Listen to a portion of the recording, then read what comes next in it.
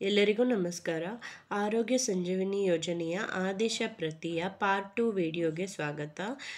ನೀವು ಏನಾದರೂ part 1 video ನೋಡ್ತಿದ್ರೆ ಇದಕ್ಕಿಂತ ಮೊದಲು ನನ್ನ ಚಾನಲ್ನಲ್ಲಿ ನಾನು ಆರೋಗ್ಯ ಸಂಜೀವಿನಿ ಯೋಜನೆಯ ನಿಯಮಗಳು ಎಷ್ಟು ಕಟ್ಟಾಗುತ್ತೆ, ಏನೇನು ಕಂಡೀಷನ್ಸ್ ಇದ್ದಾವೆ ಅನ್ನೋದನ್ನು ಆಲ್ರೆಡಿ ಅಪ್ಲೋಡ್ ಮಾಡಿದ್ದೀನಿ. ನಿಮಗೆಲ್ಲರಿಗೂ ತಿಳಿದಿರುವಂತೆ ಅಕ್ಟೋಬರ್ 1ರಿಂದನೇ ಆರೋಗ್ಯ ಸಂಜೀವಿನಿ ಯೋಜನೆ ಜಾರಿಯಾಗಲಿದೆ ಸರ್ಕಾರಿ ನೌಕರರು ಮತ್ತು ಅವರ ಕುಟುಂಬಸ್ಥರಿಗೆ.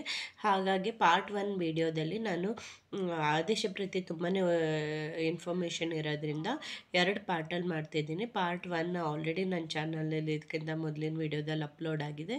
ಅದನ್ನು ನೋಡಿ ನೀವು ಇನ್ಫಾರ್ಮೇಷನನ್ನು ತಿಳ್ಕೊಳ್ಳಿ. ಆಮೇಲೆ ಇದರಲ್ಲಿ ಮುಂದಿನ ಇನ್ಫಾರ್ಮೇಷನನ್ನು ನಾನು ತಿಳಿಸ್ಕೊಡ್ತೀನಿ. ನೀವೇನಾದರೂ ಫಸ್ಟ್ ಟೈಮ್ ವಿಡಿಯೋ ನೋಡೋರಾಗಿದ್ದರೆ ನಾನು ರೆಗ್ಯುಲರ್ ಆಗಿ ಗೌರ್ಮೆಂಟ್ ಎಂಪ್ಲಾಯೀಸ್ ಹಾಗೂ ಪೆನ್ಷನರ್ಸ್ ರಿಲೇಟೆಡ್ ಏನೇ ಆದೇಶ ಪ್ರತಿ ಅಥವಾ ಅಪ್ಡೇಟ್ ಇದ್ರೂ ನನ್ನ ಚಾನಲಲ್ಲಿ ಅಪ್ಲೋಡ್ ಮಾಡ್ತೀನಿ. ನೀವು ಫ್ರೀಯಾಗಿ ನನ್ನ ಚಾನಲ್ಗೆ ಸಬ್ಸ್ಕ್ರೈಬ್ ಮಾಡಿಕೊಂಡು ಈ ಎಲ್ಲ ಇನ್ಫಾರ್ಮೇಷನ್ಗಳನ್ನು ತಿಳ್ಕೊಳ್ಬೋದಾಗಿದೆ. ಸೊ ಇದರಲ್ಲಿ ಇಲ್ಲವರೆಗೆ ನಾವು ನೋಡಿದ್ವಿ. ಥರ್ಡ್ ಪಾಯಿಂಟ್ ಏನು ಮೆನ್ಷನ್ ಮಾಡಿದ್ದಾರೆ ಅಂದರೆ, ಯೋಜನೆಯ ಉದ್ದೇಶಕ್ಕಾಗಿ ಸರ್ಕಾರಿ ನೌಕರನ ಕುಟುಂಬ ವ್ಯಾಪ್ತಿಗೆ ಒಳಪಡುವ ತಂದೆ ಮತ್ತು ತಾಯಿಯ ಮಾಸಿಕ ಆದಾಯ ಮಿತಿ ಪರಿಷ್ಕರಣೆ.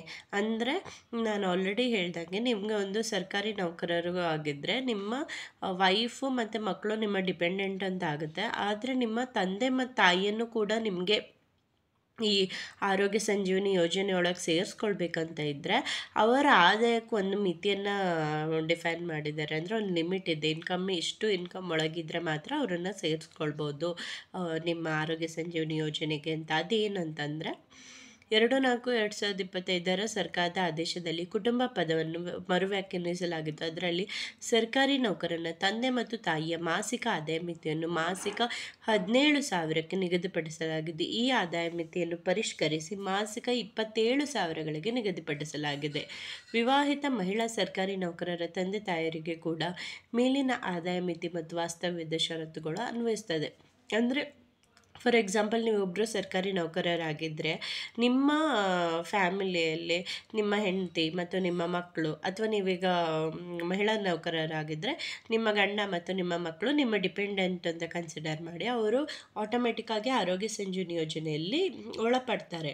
ಆದರೆ ನೀವು ಅವ್ರ ಜೊತೆ ನಿಮ್ಮ ತಂದೆ ತಾಯಿಯನ್ನು ಕೂಡ ನೀವು ಈ ಆರೋಗ್ಯ ಸಂಜೀವಿನಿ ಯೋಜನೆಯೊಳಗೆ ಒಳಪಡಿಸ್ಬೇಕಂತಿದ್ರೆ ಅವರ ಮಾಸಿಕ ಆದಾಯ, ವರ್ಷ ಅಲ್ಲ ಇದು ನೋಡಿದ್ದು, ಮಾಸಿಕ ಆದಾಯ ಹೇಳ್ತಿರೋದು. ಮಾಸಿಕ ಆದಾಯ ನಿಮ್ಮ ತಂದೆ ತಾಯಿಯದಿಬ್ಬರದ್ದು ಒಟ್ಟು ಸೇರಿಸಿ 17,000 ಅಂತ ಮೊದಲು ಹೇಳಿದರು. ಅದನ್ನು ಪರಿಷ್ಕರಿಸಿ 27,000 ಮಾಡಿದ್ದಾರೆ. ತಂದೆ ತಾಯಿ ಇಬ್ಬರನ್ನು ಒಟ್ಟು ಸೇರಿಸಿ ಅವರ ಮಾಸಿಕ ಆದಾಯ 27,000ಕ್ಕಿಂತಲೂ ಕೆಳಗಡೆ ಇದ್ದರೆ ನೀವು ಅವರನ್ನು ನಿಮ್ಮ ಆರೋಗ್ಯ ಸಂಜೀವಿನಿ ಯೋಜನೆಗೆ ಸೇರಿಸ್ಕೊಳ್ಬೋದಾಗಿದೆ. ಯೋಜನೆಗೆ ಒಳಪಡಲು ಅಥವಾ ಒಳಪಡದೇ ಇರಲು ಅಭಿಮತ ವ್ಯಕ್ತಪಡಿಸು. ಅಂದರೆ ನಾನು ಆಲ್ರೆಡಿ ಹೇಳ್ದಾಗೆ ಇಲ್ಲಿ ಇಷ್ಟು ಅಮೌಂಟ್ ಇಲ್ಲೇನು ಮೆನ್ಷನ್ ಮಾಡಿದ್ದಾರೆ ನೋಡಿ. ಗ್ರೂಪ್ ಎ ಅವ್ರಿಗೆ ಪ್ರತಿ ತಿಂಗಳು 1,000 ರೂಪೀಸ್ ಕಟ್ಟಾಗುತ್ತೆ. ಗ್ರೂಪ್ ಬಿ ಅವ್ರಿಗೆ ಪ್ರತಿ ತಿಂಗಳು 500 ಕಟ್ಟಾಗುತ್ತೆ. ಗ್ರೂಪ್ ಸಿ ಅವ್ರಿಗೆ ಪ್ರತಿ ತಿಂಗಳು 350 ಕಟ್ಟಾಗುತ್ತೆ. ಗ್ರೂಪ್ ಡಿ ಅವ್ರಿಗೆ ಪ್ರತಿ ತಿಂಗಳು 250 ಕಟ್ಟಾಗುತ್ತೆ.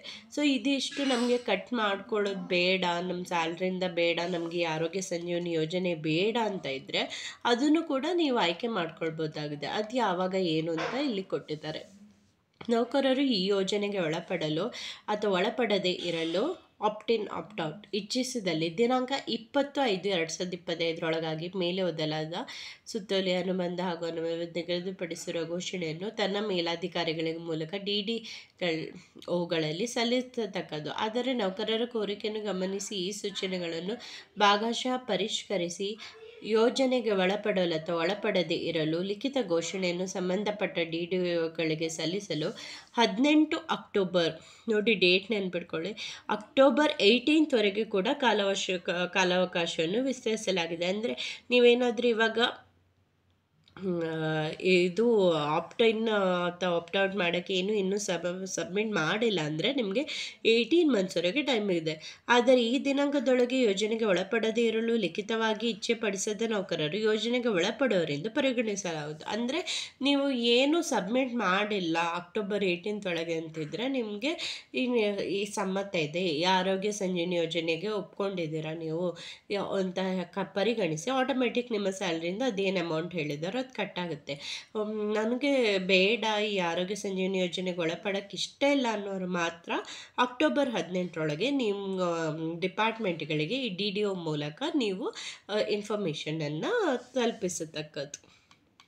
ನೆಕ್ಸ್ಟಿಗೆ ಆರೋಗ್ಯ ಸಂಜೀವಿನಿ ಯೋಜನೆ ವ್ಯಾಪ್ತಿ ವ್ಯಾಪ್ತಿ ಎಷ್ಟು ಎಲ್ಲೆಲ್ಲಿ ಅಪ್ಲೈ ಆಗುತ್ತೆ ಅಂತ ತಿಳಿಸ್ಕೊಟ್ಟಿದ್ದಾರೆ. ಕರ್ನಾಟಕ ಸರ್ಕಾರಿ ನೌಕರರ ನಿಯಮಗಳು ಅಡಿ ಈ ಯೋಜನೆಯನ್ನು ರಾಜ್ಯ ಸರ್ಕಾರಿ ನೌಕರರಿಗೆ ರೂಪಿಸಿರುವ ಯೋಜನೆಯಾಗಿದೆ. ಈ ಸಂಬಂಧ ಮೇಲೆ ದಿನಾಂಕ ಇದರಲ್ಲಿ ಸರ್ಕಾರದ ಆದೇಶಗಳನ್ನು ಸ್ಪಷ್ಟೀಕರಣಗಳನ್ನು ನೀಡಲಾಗಿದೆ. ಅಂದರೆ ಬೇಸಿಕಲಿ ಎಲ್ಲ ಕರ್ನಾಟಕ ರಾಜ್ಯದ ಸರ್ಕಾರಿ ನೌಕರರಿಗೆ ಇದು ಅಪ್ಲೈ ಆಗುತ್ತೆ ಅಂತ. KAS ಯೋಜನೆಯಡಿ ಒಳಗೊಂಡ ಸಾರ್ವಜನಿಕ ವಲಯದ ವೈದ್ಯಕೀಯ ಸಂಸ್ಥೆಗಳು ಒದಗಿಸುವ ವೈದ್ಯಕೀಯ ಸೇವೆಗಳಿಗೆ SASTನಿಂದ ಮರುಪಾವತಿ ದರಗಳು. ಅಂದರೆ KSS ಯೋಜನೆಯಡಿ ಸರ್ಕಾರಿ ನೌಕರರು ಅವರ ಸದಸ್ಯರು ನೋಂದಾಯಿತ ಖಾಸಗಿ ಆಸ್ಪತ್ರೆಗಳಲ್ಲದೆ ಸಾರ್ವಜನಿಕ ವಲಯದ ಅಂದರೆ ಆರೋಗ್ಯ ಮತ್ತು ಕುಟುಂಬ ಕಲ್ಯಾಣ ಇಲಾಖೆಯಲ್ಲಿ ಏನಾದರೂ ಸ್ಥಳೀಯ ಸಂಸ್ಥೆಗಳಲ್ಲಿ ಕೂಡ ನಗದು ರಹಿತ ವೈದ್ಯಕೀಯ ಸೇವೆಗಳನ್ನು ಪಡೆಯಬಹುದಾಗಿದೆ. ಅಂದರೆ ನೀವು ನೋಡಿ, ನೋಂದಾಯಿತ ಅಂದರೆ ಕೆಲವು ಪ್ರೈವೇಟ್ ಬರೀ ನೀವು ಗೌರ್ಮೆಂಟ್ ಹಾಸ್ಪಿಟಲ್ಗೆ ಹೋಗಬೇಕಂತಿಲ್ಲ ಆರೋಗ್ಯ ಸಂಜೀವಿನಿ ಯೋಜನೆಯನ್ನು ಪಡೆದುಕೊಳ್ಳೋಕ್ಕೆ. ಪ್ರೈವೇಟ್ ಹಾಸ್ಪಿಟಲ್ಗಳಲ್ಲೂ ಅವೈಲೇಬಲ್ ಇದೆ. ಆದರೆ ನೀವು ಏನು ಅಡ್ಮಿಟ್ ಮಾಡ್ಕೊಳ್ಬೇಕಾದ್ರೆ ಅಡ್ಮಿಟ್ ಮಾಡ್ಕೊತಾರಲ್ವ ಹಾಸ್ಪಿಟಲಲ್ಲಿ, ಆವಾಗ ನೀವು ಚೆಕ್ ಮಾಡಬೇಕಾಗಿದೆ ಈ ಹಾಸ್ಪಿಟಲಲ್ಲಿ ಆರೋಗ್ಯ ಸಂಜೀವಿನಿ ಯೋಜನೆ ಗೌರ್ಮೆಂಟ್ ಎಂಪ್ಲಾಯೀಸ್ಗೆ ಅವೈಲೇಬಲ್ ಇದೆಯಾ ಅಂತಿಲ್ವಾ ಅಂತ ರಿಸೆಪ್ಷನಲ್ಲಿ ಚೆಕ್ ಮಾಡಿಕೊಂಡು ನೀವು ನೋಡ್ಕೊಳ್ಬೇಕಾಗತ್ತೆ. ಸೊ ಅದಿಲ್ಲ, ನೀವು ಕೆಲವರು ಆರೋಗ್ಯ ಮತ್ತು ಕುಟುಂಬ ಕಲ್ಯಾಣ ಇಲಾಖೆ ಅಡಿ ಬರುವಂತಹ ಕೆಲವು ಆಸ್ಪತ್ರೆಗಳಲ್ಲಿ ಕೂಡ ಪಡೆದಿದ್ದೀರಾ ಅಂದರೆ ಅಲ್ಲೂ ಕೂಡ ನಿಮಗೆ ಇದು ಅಪ್ಲೈ ಆಗುತ್ತೆ. ನೆಕ್ಸ್ಟು ಸರ್ಕಾರಿ ನೌಕರರು ಭರಿಸುವ ವೈದ್ಯಕೀಯ ವೆಚ್ಚ ಮರುಪಾವತಿ ಬಗ್ಗೆ ಸ್ಪಷ್ಟೀಕರಣ. ಅಂದರೆ ಇವಾಗ ಕರ್ನಾಟಕ ರಾಜ್ಯ ಆರೋಗ್ಯ ಸಂಜೀವಿನಿ ಅಡಿ ಸರ್ಕಾರಿ ನೌಕರರಿಗೆ ನಗದು ರಹಿತ ವೈದ್ಯಕೀಯ ಚಿಕಿತ್ಸೆ ನೀಡಲು ಪ್ರತ್ಯೇಕವಾಗಿ ಖಾಸಗಿ ಆಸ್ಪತ್ರೆಗಳನ್ನು ನೋಂದಾಯಿಸಲು ಕ್ರಮ ವಹಿಸಲಾಗಿದೆ. ಆದರೆ ಈ ಪ್ರಕ್ರಿಯೆಯನ್ನು ಪೂರ್ಣಗೊಳಿಸಲು ಸ್ವಲ್ಪ ಕಾಲಾವಕಾಶ ಅಗತ್ಯವಿರುತ್ತದೆ. ಈ ಯೋಜನೆ ಪೂರ್ಣ ಪ್ರಮಾಣದಲ್ಲಿ ಅನುಷ್ಠಾನಗೊಳ್ಳುವವರೆಗೆ ಸರ್ಕಾರಿ ನೌಕರರು ನೋಂದಾಯಿಸಲ್ಪಟ್ಟ 500ಕ್ಕೂ ಹೆಚ್ಚು ಖಾಸಗಿ ಆಸ್ಪತ್ರೆಗಳಲ್ಲಿ ವೈದ್ಯಕೀಯ ಚಿಕಿತ್ಸೆ ಪಡೆಯುವ ಹಾಗೂ ತರುವಾಯ ಹಿಂಬರಿಸಿಕೊಳ್ಳುವ ಅವಕಾಶವನ್ನು ಮುಂದಿನ 6 ತಿಂಗಳವರೆಗೆ ಮುಂದಿನ ಆದೇಶದವರೆಗೆ ಒದಗಿಸಲಾಗಿದೆ. ಅಂದರೆ ನೀವು ಏನು ಇವಾಗ ಇನ್ನು ಕೆಲವು ಹಾಸ್ಪಿಟ್ಲಿಗೆ ಇನ್ನೂ ಸೇರಬೇಕಷ್ಟೇ ಈ ಆರೋಗ್ಯ ಸಂಜೀವಿನಿ ಯೋಜನೆ ಅಡಿ. ಆದರೆ ನೀವೇನು ಮಾಡ್ಬೋದಂದರೆ ಹಲವಾರು ಆಸ್ಪತ್ರೆಗಳಲ್ಲಿ ನೀವು ಫಸ್ಟು ಮಾಡ್ಕೊಳ್ಬೋದು, ಚಿಕಿತ್ಸೆನ ಪಡೆದುಕೊಳ್ಬೋದು. ಆಮೇಲೆ ಆ ಹಾಸ್ಪಿಟಲ್ಗಳು ಆರೋಗ್ಯ ಸಂಜೀವಿನಿ ಯೋಜನೆಗೆ ಒಳಪಟ್ಟ ನಂತರ ನೀವೇನು ಬಿಲ್ಸ್ ಅಲ್ಲಿದ್ದು ಇಟ್ಕೊಂಡಿದ್ರೆ ನಿಮ್ಗೆ ಅದರ ಮರುಪಾವತಿ ಕೂಡ ಸಿಗುತ್ತೆ ಅಂತ ತಿಳಿಸ್ಕೊಟ್ಟಿದ್ದಾರೆ. ಕರ್ನಾಟಕ ರಾಜ್ಯ ಆರೋಗ್ಯ ಸಂಜೀವಿನಿ ಯೋಜನೆ ಜಾರಿಗೆ ಬಂದ ದಿನಾಂಕದಿಂದ ಪ್ರಸ್ತುತ ಜಾರಿಯಲ್ಲಿರುವ ಜ್ಯೋತಿ ಸಂಜೀವಿನಿ ಯೋಜನೆ ಸ್ಥಗಿತಗೊಳ್ಳುವುದು. ಆಲ್ರೆಡಿ ಏನು ಜ್ಯೋತಿ ಸಂಜೀವಿನಿ ಅಂದರೆ ನಾನು ಹೇಳ್ದೆ ಅಲ್ವ, ನೀವು ಆಲ್ರೆಡಿ ಹೋಗಿ ಅಲ್ಲಿ ಚಿಕಿತ್ಸೆ ಪಡ್ಕೊಂಡು ಮತ್ತು ಬಿಲ್ಸ್ ಇಟ್ಕೊಂಡು ಮತ್ತೆ ಅದನ್ನು ವಾಪಸ್ ಕ್ಲೇಮ್ ಮಾಡೋದು, ಇದನ್ನು ಸ್ಟಾಪ್ ಮಾಡ್ತಾರೆ ಅಂತ ತಿಳಿಸ್ಕೊಟ್ಟಿದ್ದಾರೆ. ಸೊ ಈ ಇನ್ಫಾರ್ಮೇಷನ್ ಯೂಸ್ಫುಲ್ ಆಗಿದೆ ಅಂತ ಭಾವಿಸ್ತೀನಿ. ಇನ್ನು ಮುಂದೆ ಹಲವಾರು ಇನ್ಫಾರ್ಮೇಷನ್ಗಳಿದೆ, ಅದೇನಾದರೂ ಬೇಕಂತ ಇದ್ದರೆ ಕಮೆಂಟ್ ಮಾಡಿ ತಿಳಿಸಿ. ಧನ್ಯವಾದಗಳು.